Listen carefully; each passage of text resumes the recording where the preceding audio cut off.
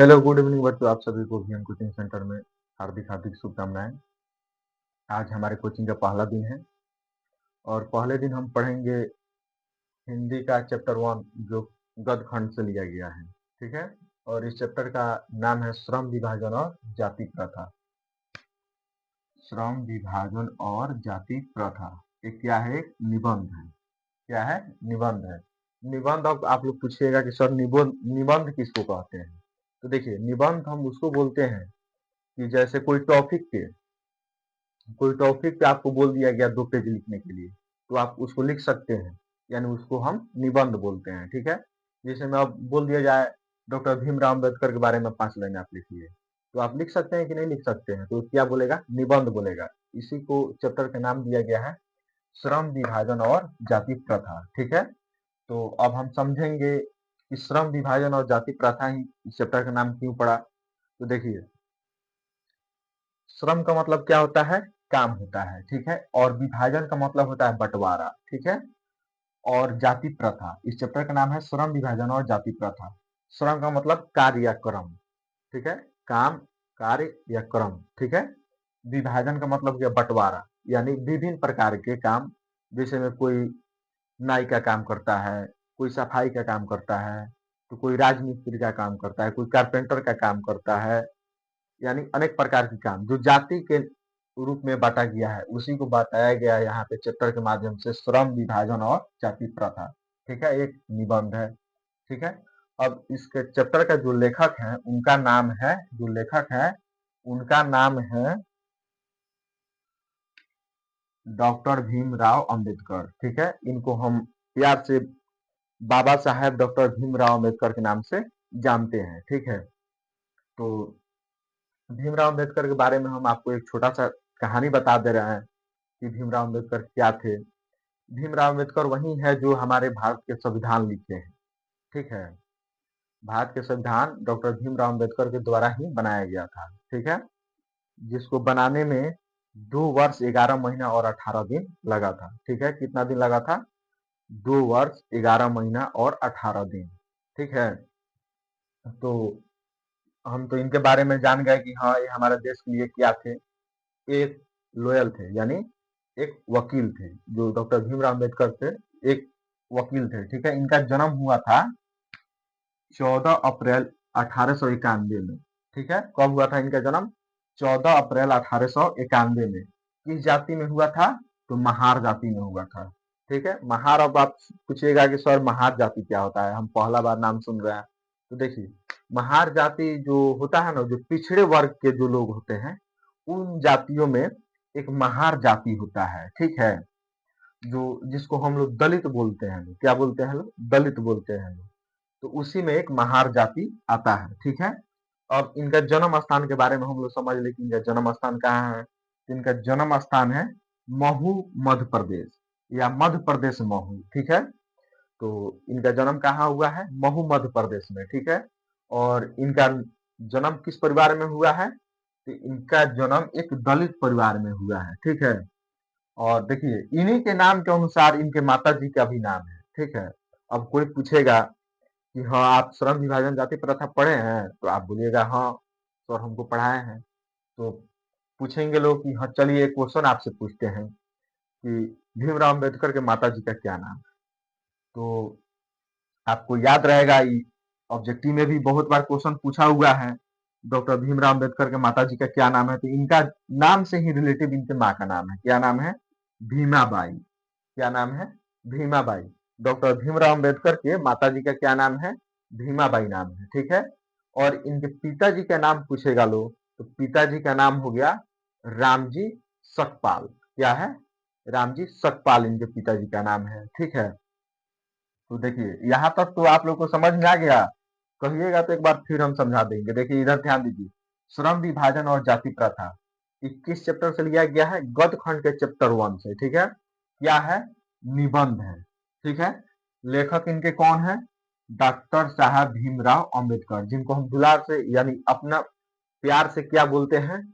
Baba Saheb doctor Bhimrao Ambedkar. ठीक है। इनका जन्म कब हुआ था? 14 अप्रैल 1891 को। किस जाति में हुआ था? तो महार जाति में हुआ था। इनका जन्म स्थान कहाँ है? तो महू मध्य प्रदेश, या मध्य प्रदेश महू बोलिए, आपको जिस तरह आसानी लगे उस तरह आप बोल सकते हैं, लेकिन ऑप्शन एग्जाम में दोनों आएगा, महू मध्य प्रदेश है या महू आए, लेकिन ऑप्शन हमारे देखने से तो अधिकांश महू मध्य प्रदेश ही देता है। ठीक है, इनका जन्म कहाँ हुआ है? एक दलित परिवार में हुआ था।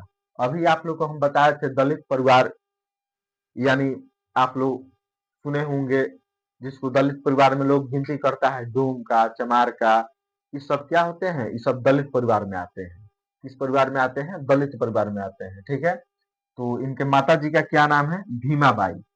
इनके माता जी के क्या नाम है? भीमाबाई नाम है। ठीक है, तो इनके पिताजी का नाम क्या है? रामजी सकपाल। क्या नाम है? रामजी सकपाल। अब पूछिएगा सर इनका विवाह कब हुआ था? तो इनका विवाह मैट्रिक एग्जाम देने से पहले हो गया था।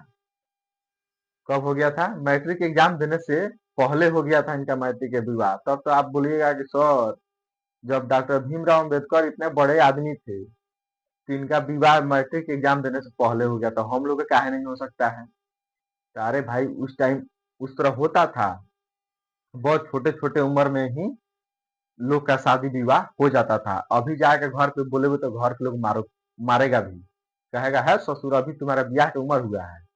ठीक है, तो इनका एक विवाह कब हुआ था? 1906 ईस्वी में। कब हुआ था? 1906 ईस्वी में। इनके पत्नी का क्या नाम था? रामाबाई। क्या नाम था? रामाबाई इनके पत्नी का नाम था। ऑब्जेक्टिव में बहुत बार क्वेश्चन पूछता है कि डॉक्टर भीमराव अंबेडकर के पत्नी का नाम क्या था? तो रामाबाई। उनका जन्म कब हुआ था? तो जन्म कब हुआ था? 14 अप्रैल 1891 ईस्वी में। कहाँ हुआ था? तो महू मध्य प्रदेश में। इनका विवाह कब हुआ था? तो 1906 ईस्वी में। कब हुआ था? 1906 ईस्वी में। ठीक है, विवाह के एक साल बाद ही अपना मैट्रिक का एग्जाम दिए थे। कब दिए थे? विवाह के एक साल बाद, यानी 1907 ईस्वी में। कब दिए थे? 1907 ईस्वी में दिए थे। ठीक है, यहाँ तक आप सभी को क्लियर हो गया? कोई दिक्कत नहीं ना है? चलिए, कोई दिक्कत नहीं है तो आगे बढ़ते हैं। अब इनका 3 प्रेषक व्यक्ति का नाम, यानी अब पूछेगा सर प्रेषक का मतलब क्या होता है? तो प्रेषक का मतलब होता है आप जिसको अपना लक्ष्य यानी गुरु मानते हो कि हाँ हम इन्हीं के मार्गदर्शन पर अपना चलेंगे, अपना कारोबार करेंगे। ठीक है, तो प्रेषक व्यक्ति इनके थे भगवान बुद्ध। कौन थे? भगवान बुद्ध थे, कबीर थे, ज्योतिबा राव फूले थे। क्या थे? ज्योतिबा राव फूले, कबीर और भगवान बुद्ध थे इनके आइडल। आज के युग में बोले तो इनका आइडल क्या थे? इनका आइडल थे। ठीक है, यहाँ तक कोई दिक्कत नहीं है आप सभी को? चलिए ठीक है, पहला भाषण का स्मेलन। अब क्वेश्चन कह रहा है पहला भाषण का स्मेलन। ठीक है, यानी ये अपना पहला भाषण कब और कहाँ पे दिए थे? चलिए, अगर आप सभी को पता होगा तो आप लोग कमेंट में बताइएगा। ठीक है, कि हाँ अपना पहला भाषण कहाँ पे दिए थे। ठीक है, तो चलिए हम बताते हैं ये अपना पहला भाषण कहाँ पे दिए थे। लाहौर में दिए थे। कहाँ पे? लाहौर में। कब दिए थे? 1936 ईस्वी में। कब दिए थे? 1936 ईस्वी में। लाहौर कहाँ पे है आप सभी को पता है ना? वो है ससुरा पाकिस्तान में। ठीक है, लाहौर में। ठीक है, और इनका विख्यात भाषण, अब क्वेश्चन है विख्यात भाषण, यानी डॉक्टर भीमराव अंबेडकर का विख्यात भाषण कौन सा, यानी सबसे प्रसिद्ध भाषण कौन सा है? जो भी इतना भाषण ही दिए हैं, ना जाने कितना भाषण दिए हैं, उनमें से सबसे इनका प्रसिद्ध भाषण है द एलहाइनेट्स ऑफ कास्ट। क्या है? The annihilates of caste. क्या है? The annihilates annihilation of caste. क्या है? The annihilation of caste. इनका सबसे प्रसिद्ध जो क्या है भाषण है, यानी सबसे विख्यात भाषण। ठीक है, अब हम पढ़ेंगे इनका। देखिए इधर एक छूटिए रहा था, इसका जो लिखा जो इनका सबसे प्रसिद्ध भाषण है, इनका इस जो भाषण का नाम है इसका हिंदी में भी अनुवाद किया गया है। ठीक है, तो इनका हिंदी में अनुवाद कौन किए हैं? ललई यादव। कौन किए हैं? ललई यादव जो है ना। द एनहाइलेशन ऑफ कास्ट के जो हिंदी अनुवाद किए हैं वो किए हैं ललई यादव। कौन किए हैं? ललई यादव। ये बहुत कम लोग बताएगा जो अभी हम बताए हैं आपको। बहुत इंपॉर्टेंट क्वेश्चन है, ऑब्जेक्टिव में कितना बार पूछा हुआ है, ठीक है। तो इस क्वेश्चन को आप लोग नजरअंदाज मत कर दीजिएगा कि हाँ सर बता रहे हैं तो एक दो क्वेश्चन छोड़िए देंगे तो क्या हो जाएगा। नहीं, ये सब गलत बात है, ठीक है। आप पूरा क्वेश्चन को ध्यान दीजिए, पढ़िए, तब आपको इस चैप्टर के बारे में समझ में आएगा। आज तो हम सिर्फ इंट्रोडक्शन क्लास चला रहे हैं डॉक्टर भीमराव अम्बेडकर के, यानी इनके बारे में आप सभी को सूचित कर रहे हैं कि इनके बारे में आप सभी को पहले पता चल जाए, तब इसके बाद हम लोग चैप्टर के आगे बढ़ेंगे।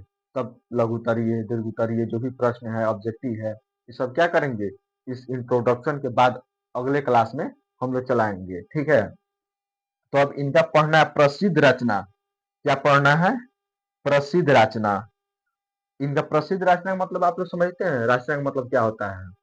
प्रसिद्ध रचना यानी इनका जितना भी रचना है ना, यानी जितना भी बोले तो एक प्रकार का भाषण ही कि जो लिखे हैं, ठीक है। तो इनका सबसे प्रसिद्ध रचना क्या है? Who are they. क्या है? इंग्लिश में सब है, ठीक है। जितना भाषण है, रचना है, ये सब इंग्लिश में लिखा हुआ है, ठीक है। जितना भीमराव अम्बेडकर ये रचना लिखे हैं, ये सब किसमें लिखा हुआ है? सब इंग्लिश में लिखा हुआ है, ठीक है। तो प्रसिद्ध रचना इनका कौन सा है? हु आर दे, हुआ सुधराज, हुआ सुधराज, द एंड चेबल। क्या है? The untouchable, the caste in India. क्या है? The caste in India.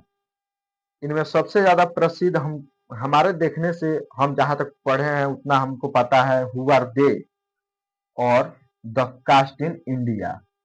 यही हम मैंने अभी तक हम कहानी को पढ़े हुए हैं। अभी इस कहानी के बारे में हमको उतना नॉलेज नहीं है, जिस पे नॉलेज नहीं होता उस पर टिप्पणी नहीं देना चाहिए, ठीक है। तो अब आइए इनका मृत्यु कब हुआ था और कहाँ पे हुआ था। तो मृत्यु इनका 1956 ईस्वी में कहाँ हुआ था? तो दिल्ली में हुआ था। डॉक्टर भीमराव अम्बेडकर का मृत्यु कहाँ पे हुआ था? तो दिल्ली में हुआ था। तो इस चैप्टर में आज जो भी है इंट्रोडक्शन हम आप लोगों को करा दिए इस चैप्टर को, ठीक है।